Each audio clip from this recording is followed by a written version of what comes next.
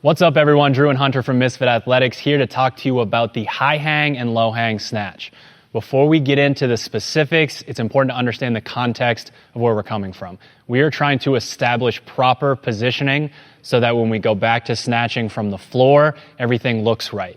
It is not under the context of how much weight can I put into my hip and hang snatch for one rep, the kind of thing that you might have to see in a competition. We are working more on that skill progression right now. So the very first thing that Hunter's gonna do for us is show us something that we love to do as a warm-up for the high hang and the low hang snatch, and that is the pause power position snatch.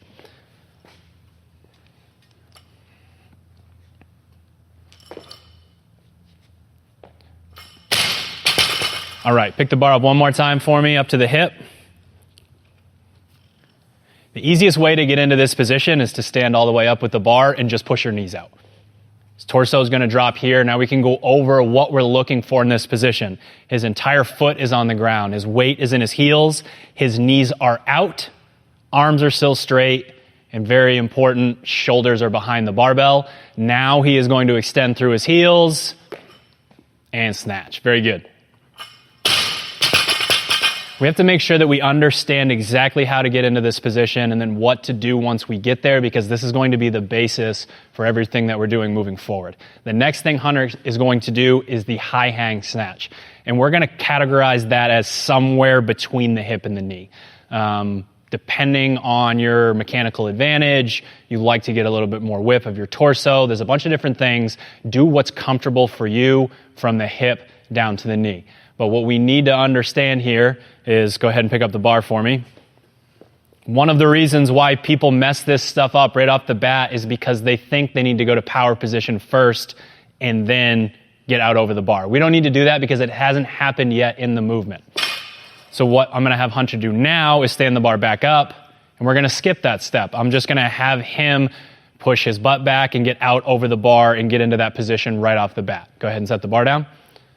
So again, it's really important. That power position happens after we get to that high hang somewhere in the mid-thigh. So we do not need to drop down and then go out over the bar. Common misconception when we're doing the high hang work. So let's take a look at it done right. Get out over the bar, get back to the hip, and snatch. Good, let's do one more rep. It's all about getting back to that power position. Good. So as we continue to progress here, we are trying to slowly add a little bit more distance, a few more variables, different positioning, and then eventually get ourselves back to power position. We go a little bit lower, we still got to get back to power position. We go even lower, we still got to get back to power position. So let's take a look at the low hang now. We've sort of established that we're trying to get out over the bar, trying to get that torso angle, a little bit closer to parallel with the floor, so that we can understand that we have to reestablish knee bend and get the torso back behind the bar. And the low hang snatch is the best way to figure that out. Hunter's gonna go ahead and get way out over the bar here. He's gonna get his knees back in front of the bar on the way up, get back to power position, and snatch. Let's do one more rep. Hunter's gonna get out over the bar. He's gonna sweep back, get his knees in front, very good.